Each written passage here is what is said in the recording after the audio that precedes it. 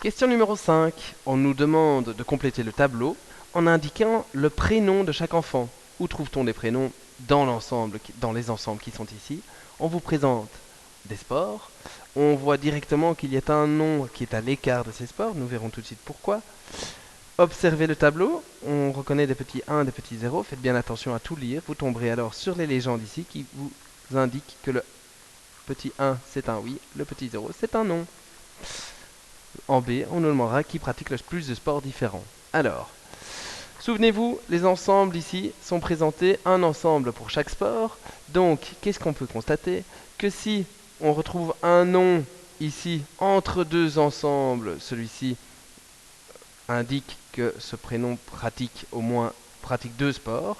Si on le trouve seulement dans un ensemble, il pratique un seul sport. Et si on le trouve dans trois ensembles différents, ça veut dire qu'il pratique les trois sports. Donc, commençons par le premier. Nous cherchons le prénom de quelqu'un qui pratique du tennis et du basketball et du football. Donc, tennis, football. Le seul qui pratique du tennis et du football, mais pas de basketball, c'est Eddie.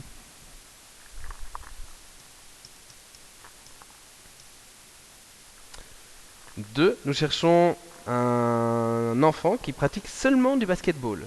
Hop, nous tombons dessus. Chloé. Nous recherchons ensuite un enfant qui ne pratique ni du football, ni du basketball, ni de tennis. Et c'est là qu'on retrouve Ouda, qui est à l'écart de tous les sports.